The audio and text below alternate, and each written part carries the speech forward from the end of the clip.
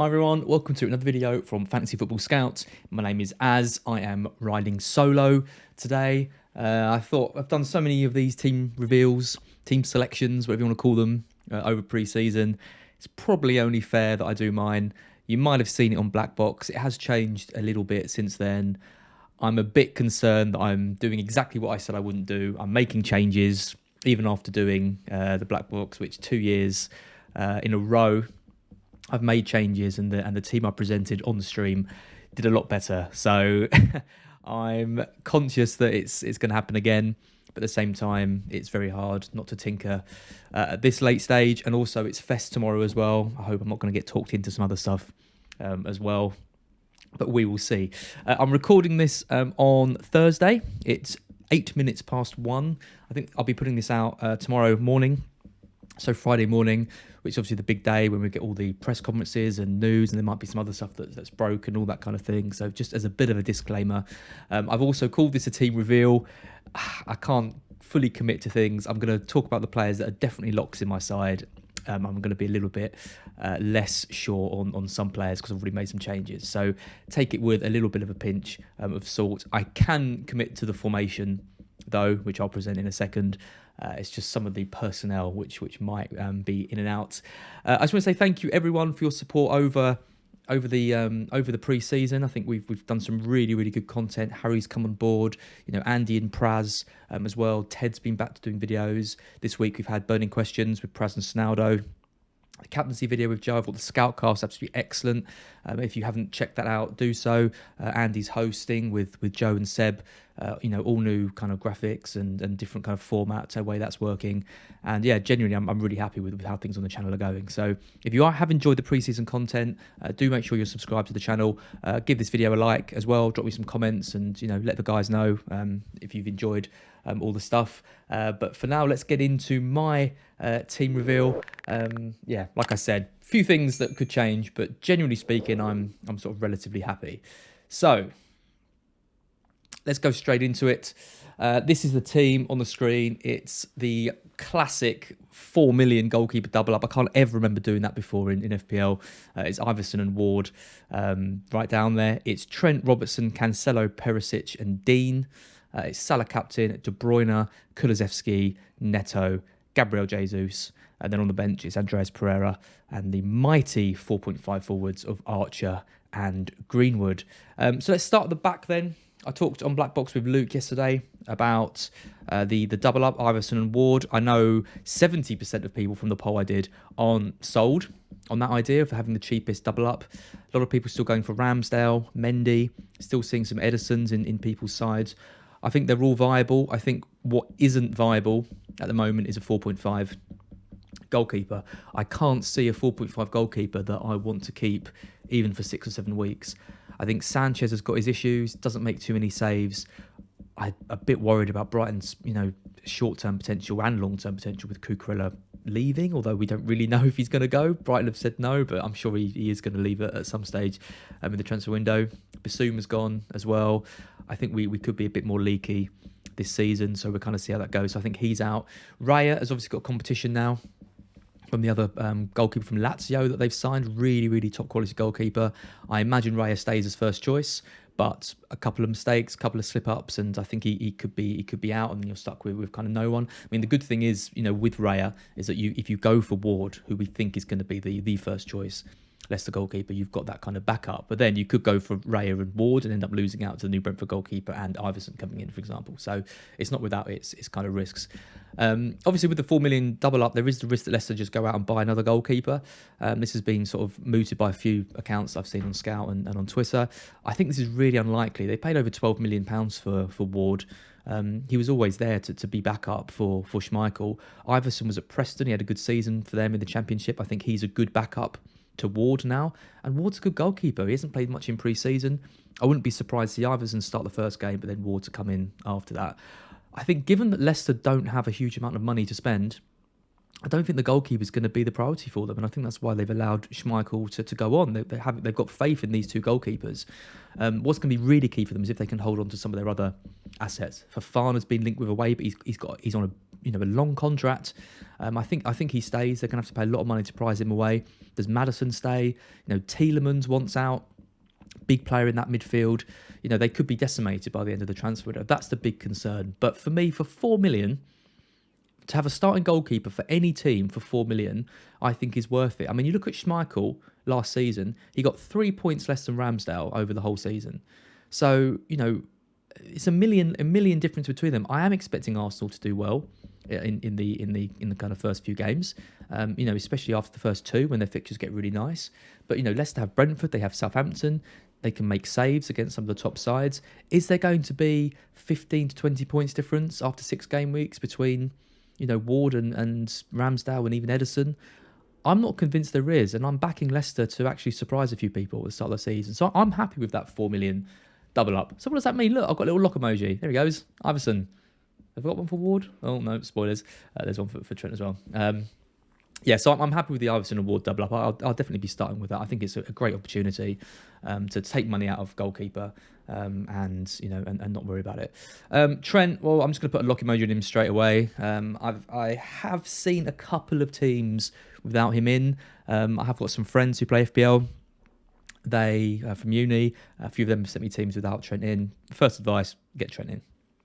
If you're watching this and you're thinking of trying to be clever, maybe you're going for Robertson or Van Dijk, trying to save a bit of money. You read these things, you watch these streams. Everyone's got Trent in for a reason. The fixtures are so nice. He's on free kicks. He's on corners. He scored at the Community Shield. There's nothing else you could want for 7.5.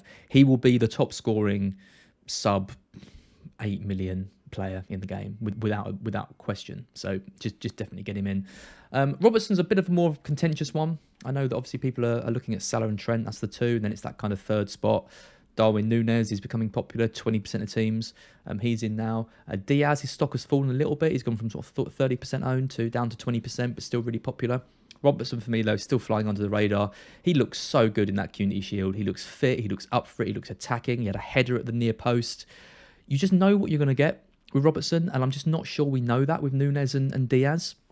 I think Diaz is unquestionably a huge talent. He's going to make Liverpool a better team.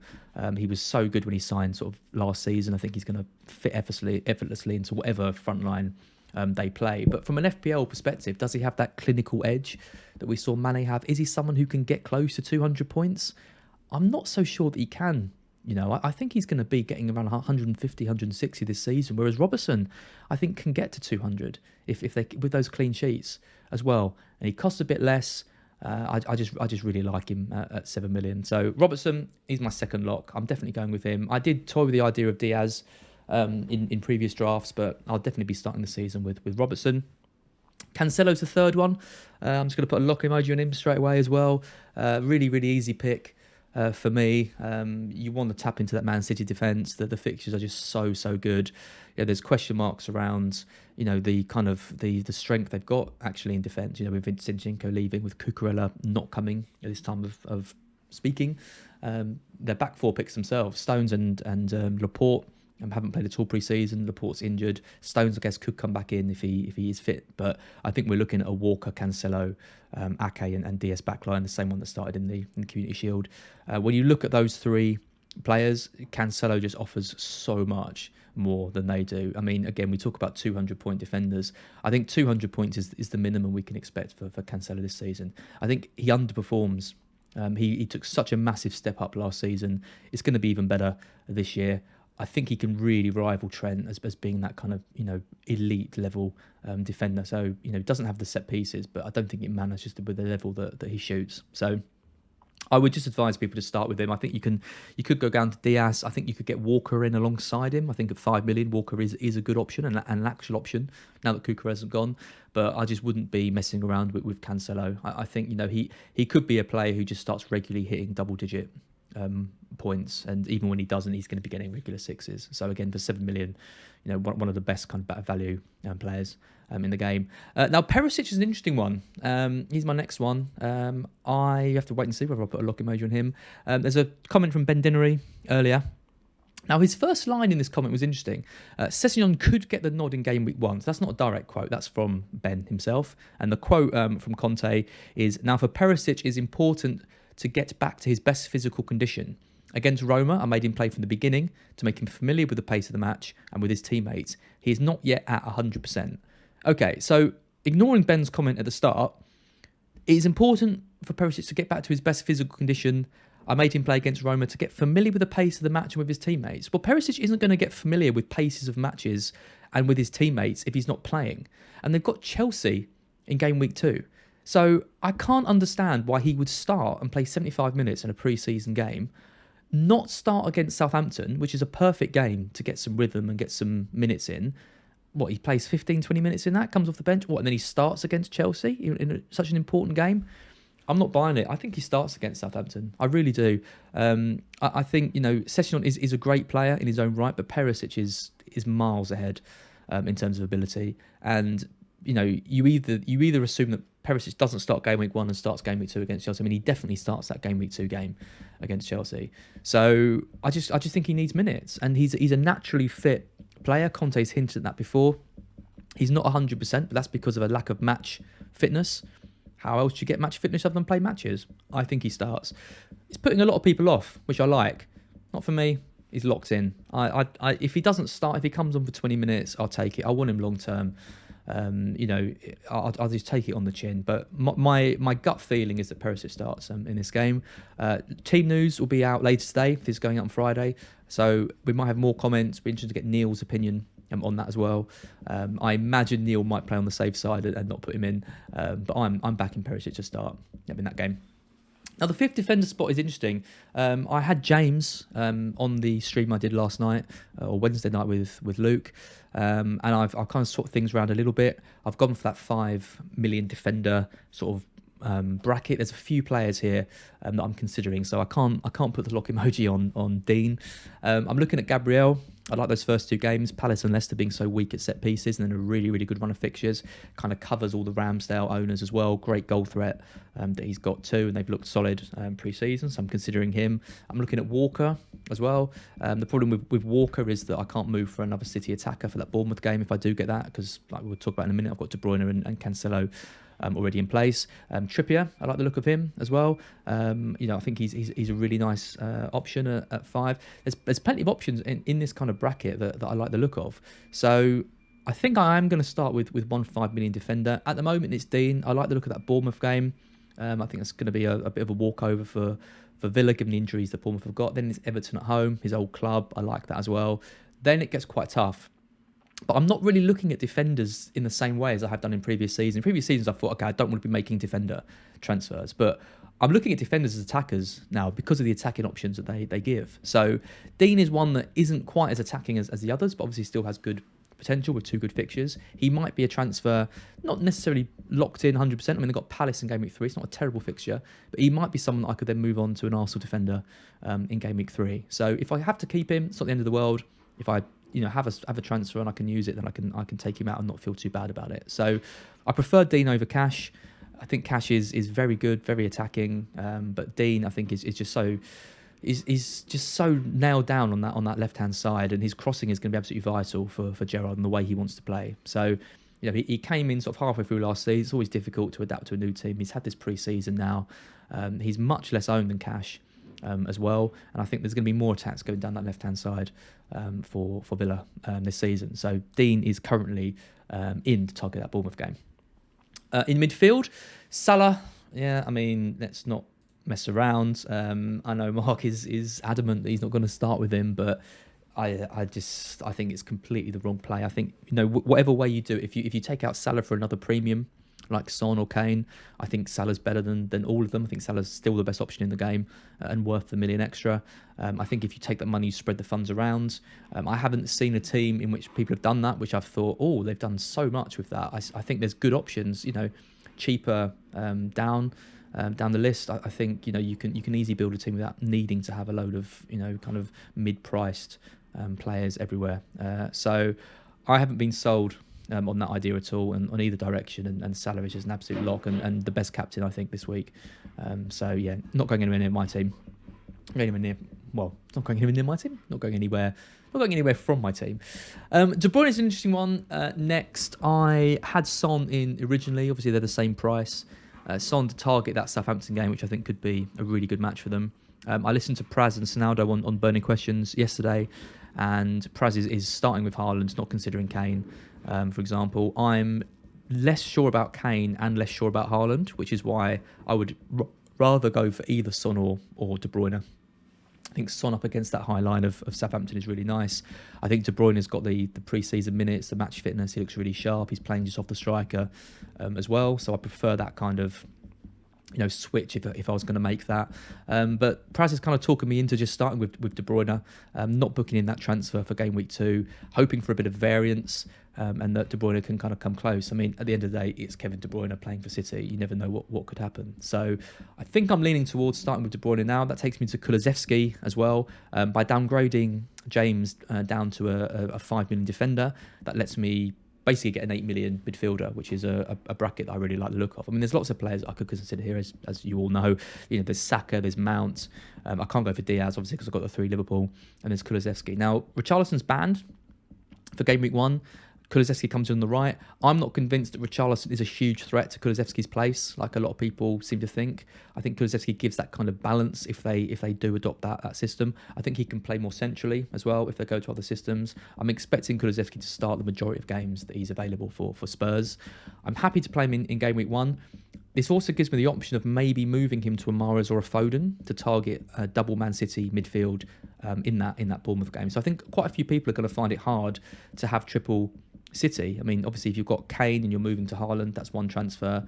And if you've got Cancelo, you've got that in. If you've got Walker, you're not going to move for those double attackers if you've already got them in place. I think we're going to see the majority of people going into that Bournemouth game with one attacker and with Cancelo, or with Cancelo, Walker, or Edison, or something like that. So to have 2 attackers, I think puts me in quite a strong position if I want to do that. So it's not booking in a transfer really, because I think if Kulusevski does well against Southampton, I might just keep him. He's got Chelsea and a decent run of games, and Conte isn't going to mess around with that if he's playing well and doing well. If he doesn't look right, if he gets subbed off early or something like that, then I've got that option to move over to a Foden or a Mahrez and just see how City's set up in that first game. So yeah, I quite like that idea. Neto, a lot of people being put off Neto. Obviously Jimenez is out. I haven't locked Kulusevski, by the way. I'm not completely sure on that. I might end up with a Mount, or I might even just go for Foden straight away. Kind of depends on some of the comments tomorrow. But at the moment, he's sort of semi locked in my side. Neto, I think, is a lock. I think I gave him a lock, did I? No, I didn't. I didn't give him a lock. That's the reason I didn't give him a lock, was because I am kind of considering Bailey for that kind of fourth option. I think Neto is more nailed on long term now. I think Bailey could end up missing out. It's only 2 really good games for Villa, whereas Neto has a better system. There's also more players to kind of run to if he doesn't do well, in the kind of 5.5 bracket, or even if I could find a bit of money and move up to Martinelli, for example. So I'm sticking with Neto. He's playing up front. Wolves aren't great, but Leeds aren't great either. I think, I love out of position players. I love watching midfielders play up front, and for a 5.5 mid to be playing up front, doesn't matter who they're playing for. I think it's great. I mean, maybe Mbomo was the exception, but he did look good when you watched him. Hit the post a lot. Could have had more points than he did. I think Neto could be an early season bandwagon. If he was 6 million, I think that would put a lot of people off, but 5.5, that's too good to pass up, really. He is, you talk about Mbomo, Neto is several leagues above Mbomo in terms of ability. He's an absolutely fantastic talent, and, Wolves have done well to hold on to him. I think, maybe him getting that injury has helped, because there hasn't been too much interest in him that I've seen, but I think he's going to get a big move somewhere at some point, and I think this could be a really, really big season for him if he can stay fit. Gabriel Jesus is next. He's got the lock. I don't love him, if I'm being honest. I think 75% most owned player ever in FPL. I think it's absolutely crazy. I think it just says a lot more about the striker options that we've kind of got available to us, in our side. There's 4 strikers that people are considering, which kind of says a lot, and that's Kane, that's Haaland, that's Gabriel Jesus, and then it's Greenwood. They're the 4 kind of 20% owned plus players. Other than that, it's going right the way down to Vardy 6%. You've got Watkins down at 4%. You've got so many players who just no one's going near. Ivan Toney. There could be options that emerge, but I think Jesus is so attractive because if you're not going for Haaland or Kane, he's a good price playing for a good team with good fixtures. Why would you go down to someone else when you can have that. It doesn't make much sense to me. So for anyone considering a 5-4-1, who isn't making that Kane to Haaland switch, and the problem with Haaland as well is, if he's got these injuries and he's going to be your only striker, is there a worry that he doesn't play and you get a false nine, Foden coming in at false nine, and then you don't have a striker, or you're relying on Archer or Greenwood off the bench? I think it's a gamble. So Jesus or Kane for me, if you're playing kind of this formation with one striker and two 4.5s, he's going to play every minute, every game. He might play on the left a bit, he might play on the right. You don't know where he's going to play, but he's definitely going to play. And I don't think he's going to get huge returns this season. I have my doubts about him a little bit. I mean, obviously he's had the best pre-season of any player, which is why his ownership's so high. But yeah, I do think this could be someone who falls in price. But I think in this case, I'd rather be on the side of backing him. I can't think of too many negatives against him, other than the fact that it's Gabriel Jesus and he hasn't really hit huge heights despite playing for Man City, and I'm expecting that output and that XGI to decrease for Arsenal. But yeah, we'll see. On the bench, I mentioned Ward, Pereira, Archer and Greenwood. I don't need to go into too much detail about these. It is obviously a huge gamble with two non-playing 4.5 forwards. I don't love that. And especially with the likes of Perisic and Kulusevski, there could be some kind of issues there. But I think generally speaking, all the players in my side are pretty nailed on. Perisic needs minutes. He's not going to be auto subbed out. He's either going to start or he's definitely going to come on at some point. They're not going to go into that Chelsea game with him not playing. So I think the chances of me needing the bench this week are going to be pretty low, and I've got Pereira there playing as number 10 for an attacking Fulham side. So that is absolutely fine. But yeah, that's my team. Let me know your teams in the comments below. I'll try and reply to those as much as I can. Let me know what you think about my draft. Obviously, I've got 4 players, not locked in. I mean, I could end up doing something like Dean up to James, and then Neto down to Bailey, and then trying to find 0.5 somewhere else. But it's all kind of getting a little bit messy. I mean, one thing I did think about was starting with Haaland alongside Jesus rather than De Bruyne. That saves 0.5. Neto to Bailey, and then Dean up to James. So, that'd be James, Bailey and Haaland versus De Bruyne and Neto and Dean, for example. But yeah, I don't know. That's kind of one switch I'm already thinking about, and I might even have made it before this video goes out. But yeah, that's it. Good luck, everyone. Thank you for watching. Again, if you've enjoyed the video, give it a like. Give the channel a subscribe. Head over to fantasyfootballscout.co.uk. We've got brilliant stuff over there to help you with your final decisions. We've got the pre-season minutes. We've got stats tables from last season. We've got the transfer planner.